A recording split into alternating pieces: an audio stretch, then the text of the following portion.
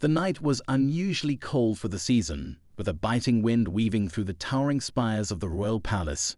It was a place of grandeur where velvet curtains and marble floors whispered the weight of history, and the glint of golden chandeliers seemed to promise safety within its walls.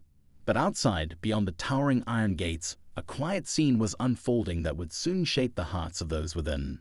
A lone royal guard, Sir Edmund, made his routine patrol along the outer perimeter.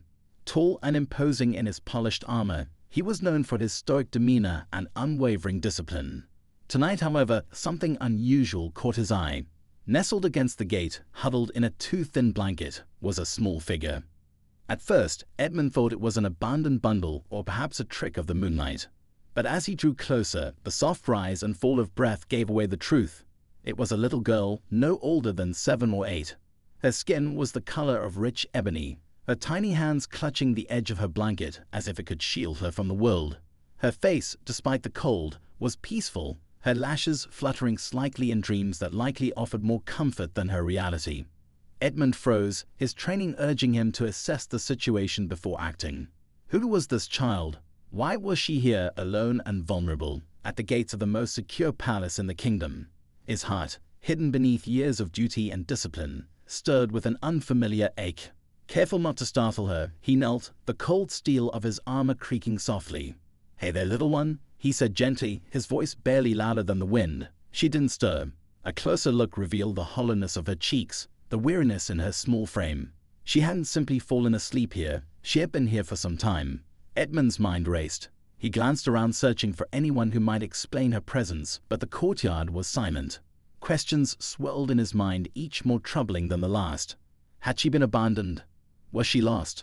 Or worse, had she been left here deliberately? He reached out, hesitating just before his hand brushed her shoulder. A memory surfaced, one he had buried long ago. It was of his own daughter, now grown and safe within the warmth of her home. He remembered the nights he had tucked her in, ensuring she would never feel the chill of the world outside. The thought sent a pang through his chest. Before he could wake the child, another guard approached, his footsteps crunching against the gravel. "Edmund, what are you doing?" The voice was firm but curious. When the second guard spotted the girl, his expression shifted from irritation to shock. "She's just a child," Edmund said, his voice tight. "But what is she doing here? At this hour?" The other guard asked, his tone laced with suspicion. "I don't know, but we need to find out," Edmund replied. Without waiting for approval, he gently lifted the girl into his arms. She stirred slightly, murmuring something incomprehensible before settling back into sleep. The warmth of her small body against his chest made his resolve harden. Whoever she was, whatever had brought her here, she would not face it alone. Inside the palace walls, the sight of a royal guard carrying a child caused immediate whispers. Servants and courtiers exchanged glances, their curiosity tempered by the late hour. Edmund ignored them all, his focus on the girl. He brought her to the infirmary, where a healer examined her with practiced care. "She's malnourished and exhausted," the healer said after a moment. "But no injuries. She's lucky to have survived the cold." Edmund nodded, relieved but no less determined. "We need to find out who she is and why she was at the gate." As the girl lay on the soft bed, her small form dwarfed by the blankets piled on her, Edmund sat nearby, his thoughts heavy. Then, just as the healer turned to leave, the girl stirred. Her eyes fluttered open, wide and dark-filled with an innocence that seemed almost otherworldly. For a moment, she looked at Edmund, her gaze filled with something he couldn't quite place. Trust, perhaps, or desperation. "What's your name?" he asked softly, leaning closer. Her lids parted, her voice barely above a whisper. But what she said made Edmund's heart stop, and the healer gasped audibly. "I came to see my father," she said, her small voice carrying a weight that didn't match her age. "He is here, in the palace." The room fell into stunned silence. Edmund's mind reeled. Who was this child? And what secret lay buried within the palace walls waiting to be uncovered? The words hung in the air, heavy and disorienting, like a sudden fog that blurred everything Edmund thought he knew. He stared at the little girl, her wide, innocent eyes holding his with a quiet determination. "Your father," he repeated, his voice faltering. The healer's hand froze mid-air as she adjusted the blanket around the child, her own expression clouded with disbelief. The girl nodded, a simple gesture that carried an unshakable conviction. "He's here," she said softly, as if it were the most natural thing in the world. "Mama said I'd find him if I came to the palace." Edmund exchanged a quick, questioning glance with the healer, but the older woman only shook her head, as baffled as he was. The palace was vast, a labyrinth of corridors, chambers, and secrets, but its residents were few. The idea that someone within these gilded walls could have a child like her and not acknowledge her seemed unthinkable. And yet here she was. "What's your father's name?" Edmund asked carefully, lowering his voice to avoid startling her. The girl's brow furrowed, her tiny fingers clutching the edge of the blanket as she seemed to wrestle with the question. "Mama said I would know him when I saw him," she murmured. Her voice trembled, just slightly, but she blinked back the emotion, her small face brave beyond its years. The room felt colder, despite the warmth of the fire crackling in the corner. Edmund leaned back, his thoughts racing. He had seen many things in his years as a royal guard: plots, betrayals, secrets whispered in the shadows. But this was unlike anything he'd ever encountered. The child's presence was a puzzle, each piece more confounding than the last. The healer cleared her throat, breaking the silence. "She needs rest," she said firmly, her tone more maternal than professional. "Whatever questions you have, they can wait until morning." Edmund hesitated, his instincts urging him to press further. But as he looked at the girl, her eyelids already growing heavy, he knew the healer was right. Whatever answers she held, they would have to wait. He nodded and rose to his feet, his armor clinking softly.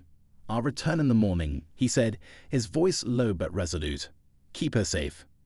The healer nodded, her gaze softening as she tucked the blanket more securely around the girl. Edmund left the room, his boots echoing in the quiet corridor as he made his way to the guardhouse. But sleep didn't come easily that night.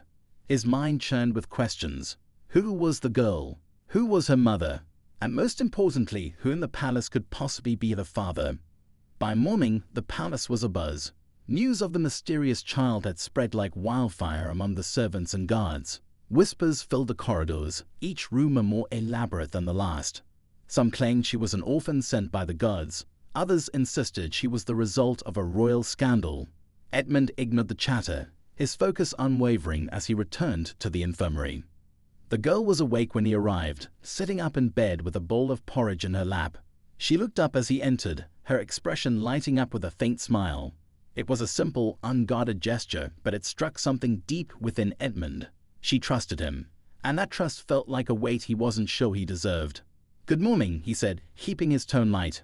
He sat on the edge of a nearby stool, careful not to loom over her. "How are you feeling?" "Better," she said, her voice still soft but steadier than before. She glanced at the bowl in her hands. "The porridge is nice." Edmund nodded, then leaned forward slightly. "I need to ask you some more questions, if that's all right." She hesitated, her small fingers gripping the bowl a little tighter. But then she nodded. "Okay." "Your mama," Edmund began gently, "she told you to come here." "To the palace?" "Yes," the girl replied. "She said my father would take care of me." "And where is your mama now?" The question was delicate, but it couldn't be avoided. The girl's gaze dropped to her lap, and for a moment, Edmund thought she might not answer. But then she whispered, "She's gone. She got sick, and then she couldn't wake up." The words hit Edmund like a blow. He glanced at the healer, who was standing nearby with a worried frown. The girl's calm delivery of such a heartbreaking truth only deepened the ache in Edmund's chest. "I'm sorry," he said quietly, his voice rough with emotion. "That must have been very hard for you." The girl nodded, blinking quickly as if determined not to cry. "She told me to be brave," she said, her voice trembling slightly. "She said my father would keep me safe." Edmund took a deep breath, his hands clenching into fists at his sides. There was no doubt now. This child had endured more than any child should. And whoever her father was, he owed her more than just answers. He owed her everything. "Do you remember your mama's name?" he asked, hoping it might provide some clue. "Amara," the girl said, her voice softening. "She was kind, and she always sang to me."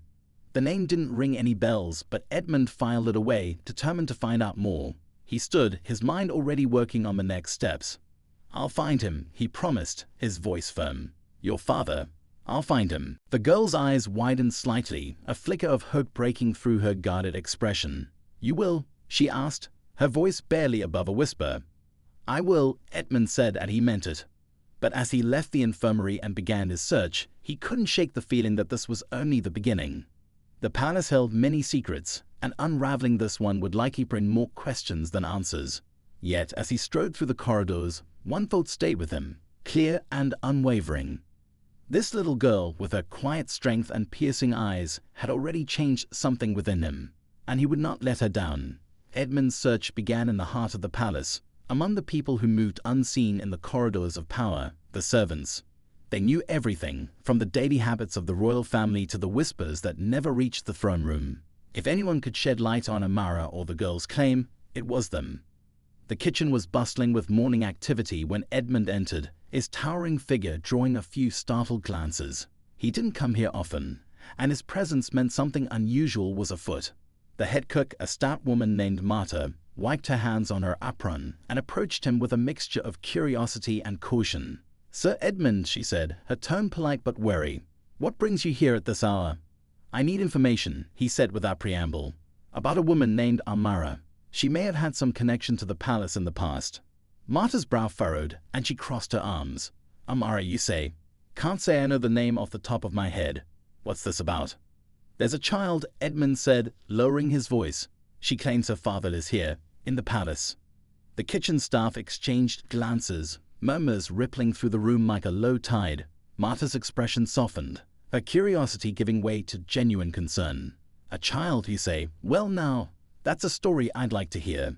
Edmund didn't elaborate, but the intensity in his eyes silenced further questions. Marta gestured to a younger servant. "Alan, fetch the records from the storeroom. We'll see if there's anything about this Amara." While the records were retrieved, Edmund couldn't shake the feeling that he was being watched. The palace was a web of intrigue, and secrets had a way of surfacing at the worst times. He scanned the room, his hand resting instinctively on the hilt of his sword, but saw nothing out of the ordinary. Still, the unease lingered. When Evan returned, clutching a leather-bound ledger, Marta flipped through its pages with practiced efficiency. After a few moments, she paused, her finger resting on a line of text. "Here we are. Amara, she worked here years ago. A maid, if I'm not mistaken. Left suddenly, though. No explanation." Edmund's pulse quickened. "How long ago?" 8, maybe 9 years, Marta said, glancing up. "Why? Do you think she's connected to the girl?" "I do," Edmund said. "But I need more than this. Is there anyone still here who knew her? Someone who might remember why she left?" Marta considered this for a moment, then nodded. "Old Thomas, the groundskeeper. He's been here longer than most of us. If anyone knows, it'd be him." Edmund thanked her and made his way to the gardens. The grounds were quiet this time of day, the dew still clinging to the grass, and the air heavy with the scent of blooming roses. Thomas was tending to the hedges, his weathered hands steady despite his age. He looked up as Edmund approached, his sharp eyes narrowing. "Something I can do for you, Sir Edmund?" he asked, his voice gruff but not unkind. "I need to ask about a former maid," Edmund said, getting straight to the point. "Amara." Thomas straightened, his expression shifting from curiosity to something darker. "Amara," he repeated as if the name carried weight. I remember her. Sweet girl, hard worker. But she got herself into trouble, as I recall." "What kind of trouble?" Edmund pressed, his heart pounding. Thomas hesitated, glancing around as if to ensure they were alone. "She got too close to someone she shouldn't have," he said finally. "One of the nobles. There were whispers, about a child. Then, one day, she just vanished. Never saw her again." Edmund felt a chill run down his spine. The pieces of the puzzle were beginning to come together, but they painted a picture more troubling than he'd anticipated. If Amara had been involved with a noble, and if that noble was the girl's father, it meant the child's claim was not only plausible but dangerous. The royal family had always been fiercely protective of its reputation, and a scandal like this could shatter the fragile balance of power within the palace. "Do you know who the noble was?" Edmund asked, though he already suspected the answer would be elusive. Thomas shook his head. "No, and if I did, I wouldn't say. That kind of knowledge can get a man killed, you understand." Edmund nodded, his respect for the old man growing. "Thank you, Thomas. You've been a great help." As he made his way back to the palace, his mind raced with possibilities. The girl's presence was a threat to someone, and whoever that someone was, they wouldn't take kindly to her being here.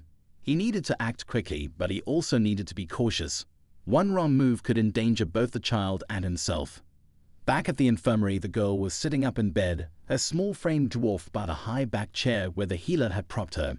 She looked up as Edmund entered, her face lighting up with a smile that momentarily eased the weight on his shoulders. "Did you find him?" she asked eagerly, her voice filled with hope.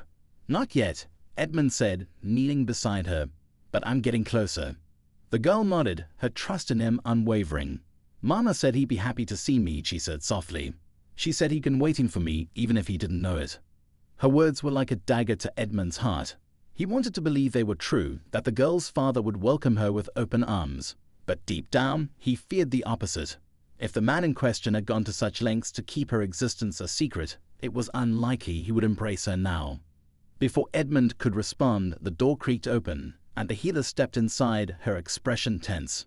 "Sir Edmund," she said in a low voice, "there's been a development." Edmund rose, his hand instinctively moving to his sword. "What is it?" "Someone's asking questions," the healer said. "A man from the royal court. He's been speaking to the guards, trying to find out about the child."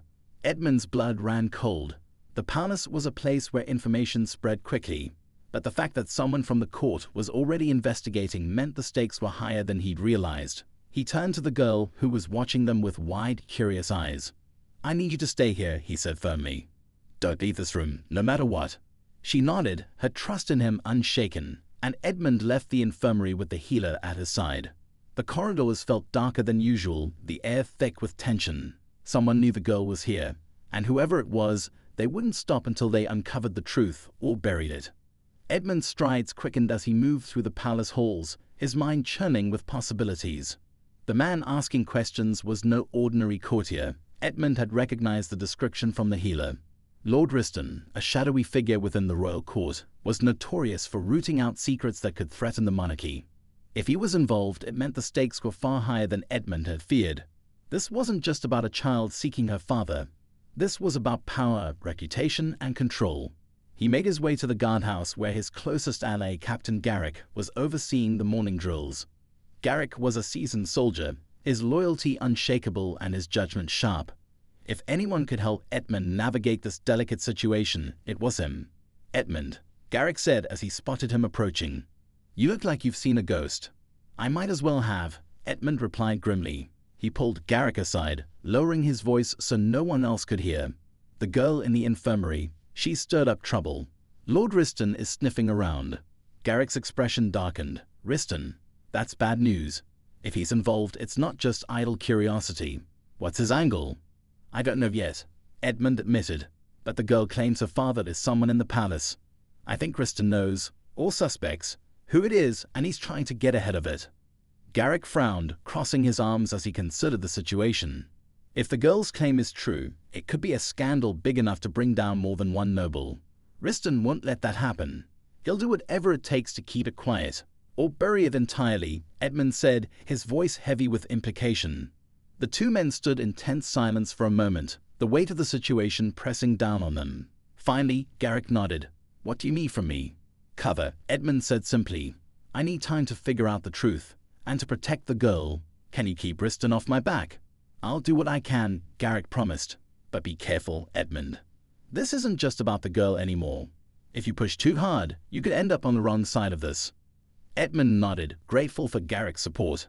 As he left the guardhouse, his thoughts turned to the girl and the fragile hope she carried. She had no idea of the storm brewing around her, and Edmund intended to keep it that way. Returning to the infirmary, he found the girl sitting quietly by the window, her small hands clasped in her lap. She looked up as he entered, her face lighting up with that same trusting smile. It was a reminder of why he couldn't afford to fail. "Did you find my father?" she asked, her voice filled with quiet anticipation. "Not yet," Edmund said gently, "but I'm getting closer. I need you to stay strong, all right?" The girl nodded solemnly, her bravery once again striking Edmund. He sat beside her, his mind racing as he tried to piece together the puzzle. If Riston was involved, it meant the girl's father wasn't just any noble. He was someone important, someone whose reputation could shake the court. Edmund thought back to the whispers about Amara, the maid who had vanished without a trace. She'd gotten too close to someone powerful, someone who wanted her gone. And now her daughter was here, threatening to unravel everything. Before he could dwell further, the door to the infirmary creaked open. Edmund's hand went to his sword, but it was only the healer, her expression grim. "There's a problem," she said, her voice low. "Riston's men are in the palace. They're asking questions about the girl." Edmund's jaw tightened. "How many?" "3, maybe 4, the healer said, but they're thorough. It's only a matter of time before they find their way here." Edmund stood, his mind racing. He had to act quickly. "Can you keep them away?" he asked the healer. "I can try," she said, though the doubt in her voice was clear. He turned to the girl, who was watching them with wide, curious eyes. "We're going to play a little game," he said, crouching to her level. "I need you to stay very quiet and do exactly as I say. Can you do that?" She nodded, her trust in him unshaken. "I can be quiet," she said earnestly. "Good," Edmund said. He took her hand, his grip firm but reassuring. "We're going to find somewhere safe." The next few moments were a blur. Edmund led the girl through the back corridors of the palace, avoiding the main halls where Ryston's men would be searching. His heart pounded in his chest, every creak of the floorboards and whisper of the wind making his pulse spike. He knew the palace better than most, but even he couldn't be sure they wouldn't be discovered. Finally, they reached an old storeroom near the edge of the grounds, a place so rarely used that even the servants seldom ventured there. Edmund pushed open the door, the hinges protesting loudly, and ushered the girl inside. The room was dim and dusty, but it would have to do. "Stay here," he said, crouching beside her. "No matter what you hear, don't come out until I say it's safe. Understand?" The girl nodded, her eyes wide but determined. "I'll be brave," she said, her voice trembling just slightly. Edmund placed a hand on her shoulder, the weight of responsibility pressing down on him. "I know you will," he said. "You're stronger than you think." As he stepped out of the room and closed the door behind him, Edmund felt the tension in the air tighten like a noose. Ryston's men were close. He could feel it. But the truth was closer, and Edmund was prepared to face whatever came next to protect the child and uncover the answers that could change everything. Edmund leaned against the storeroom door for a moment, trying to steady his breathing. The palace that had once felt so familiar now seemed hostile, its shadowy corners hiding threats he couldn't yet see. He adjusted his grip on his sword hilt and stepped into the hallway, his ears straining for any sign of movement. If Ryston's men found the girl, it wouldn't matter how much truth she carried. She'd disappear like her mother, and Edmund wasn't about to let that happen. As he crept along the dimly lit corridor, he heard faint voices ahead. Ryston's men were closer than he thought. Ducking into an alcove, he strained to make out their conversation. "She's here somewhere," one of them said, his voice clipped. "The captain swears she was taken to the infirmary. If she's gone, someone's helping her." Another voice, rough and impatient, replied, "Then we find whoever that is. The Lord doesn't care how we do it. He wants this handled." Edmund's jaw clenched. They weren't just looking for the girl. They were hunting anyone who might stand in their way. He had to move fast. Slipping back into the shadows, he took a longer road toward the barracks, where Garrick was stationed. He needed reinforcements, or at least someone to help buy him more time. When he reached the barracks, the tension in the air was palpable. Garrick was already waiting, his arms crossed and his expression grim. "I've been hearing things," he said as soon as Edmund entered. "Ryston's men are tearing through the palace like wolves. What's their play?" "They're after the girl," Edmund said, keeping his voice low, "and anyone who's helping her." Garrick let out a sharp breath. "This is worse than I thought. If Ryston's involved, it's not just about her father. It's about keeping the palace's skeletons buried. If he finds her, she's as good as gone." Edmund nodded. "We can't let that happen. But I need more than just hiding her. I need leverage. Something to stop Ryston in his tracks." Garrick's eyes narrowed. "Leverage? You're thinking there's more to this than just the girl's father." "There has to be," Edmund said. "Ryston's too calculated to risk this kind of chaos for a minor noble's scandal. He's protecting someone powerful, someone who could bring the whole court down." Garrick frowned, the weight of the situation sinking in. "What's your plan?" Edmund hesitated. "I'll distract his men, lead them away from her. But I need you to find out who he's protecting. If we can expose the truth, it'll take the heat off her." "Risky," Garrick said, rubbing his chin. "But if anyone can pull it off, it's you." Their conversation was cut short by a commotion outside. A young guard burst into the room, his face pale. "Captain, they're heading toward the East Wing. Ryston's men think the girl's hiding there." Edmund's stomach dropped. The East Wing wasn't far from the storeroom where he'd left her. Without another word, he turned and bolted out the door, his heart pounding in his chest. He couldn't let them find her. The corridors blurred as he ran, the sounds of boots on stone growing louder.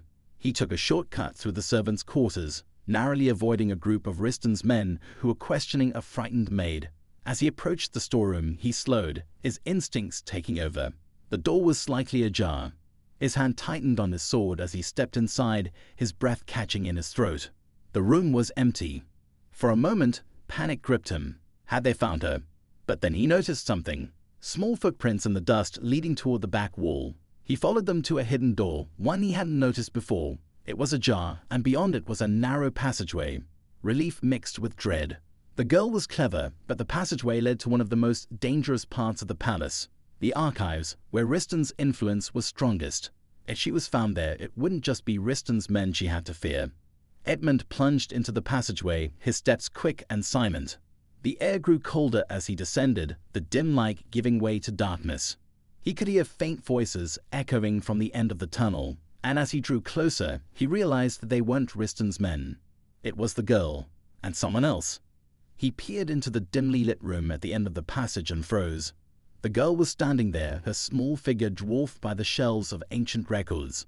Opposite her was a tall man, his face hidden by the shadows. But there was something unmistakably familiar about his posture, the way he held himself. "Who are you?" the man demanded, his voice sharp but not unkind. "I'm looking for my father," the girl said softly, her voice trembling but resolute. "Mama said I'd find him here." The man stiffened, his hand going to the hilt of a dagger at his side. Edmund's blood ran cold. This wasn't just any noble. This was someone with everything to lose. And the girl had found him first. Before Edmund could step forward, a new sound cut through the tension, the unmistakable clamor of Rhyston's men closing in. The girl turned toward the passageway, her eyes wide with fear, and Edmund knew he had only seconds to act. The truth was within reach, but so was disaster. And in that moment, the stakes had never been higher.